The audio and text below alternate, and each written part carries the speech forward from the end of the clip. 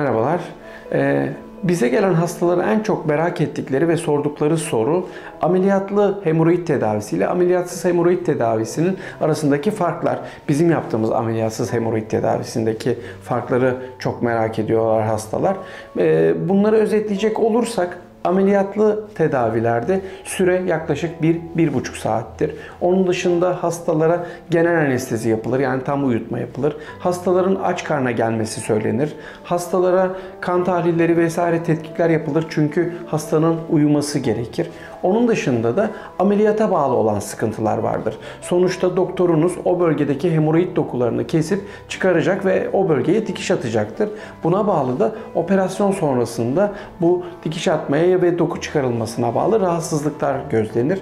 Bunun dışında da hemoroid ameliyatı ile ilgili olan bazı sıkıntılar olabilir. İşte dışkı tutamama, gaz tutamama gibi sıkıntılar da normal ameliyatlarda daha sık rastlanır. Ve tabii ki normal ameliyatta bir ameliyat stresi de oluşur hastalarda. Çünkü belli gün, belli saatte aç karnına bir ameliyat olmanız gerekecek. Bu da o günleri biraz daha huzursuz geçirmenize sebebiyet verebilir. Peki bizim yaptığımız ameliyatsız hemoroid tedavisinde avantajlar nelerdir? Aslında bu anlattıklarımızın hepsinin tam tersidir diyebiliriz. Süre olarak 5-8 dakika sürer. Genel anesteziye gerek yoktur. Yalnızca lokal anestezi ve bir diş dolgusuna gelirmiş gibi, sanki bir diş hekimine gelirmiş gibi hastalar düşünebilirler. O bölgeye yalnızca lokal anestezi yapılıp 5-8 dakikada müdahale yapılır ve hasta kendindedir. Ardından yürüyerek odasına iner. 10-15 dakika dinlendikten sonra normal hayatına dönebilir. Onun dışında hastanın aç karna gelmesine gerek yoktur.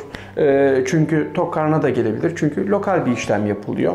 Kan sulandırıcılar vesaireler hiç gerek yok ilaçları kesmeye. Çünkü lokal bir müdahale olduğu için, oradan bir doku çıkartılmadığı için de, böyle sıkıntılı bir ameliyat olmadığı için de normal ilaçlarını hastalar kullanabilirler.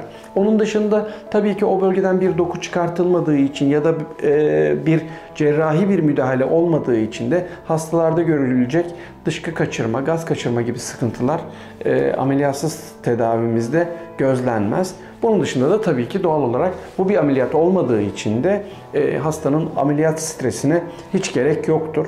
Hatta hastalar geldikleri zaman aynı gün içinde, aynı saat içinde tedavi olup evlerine dönebilirler.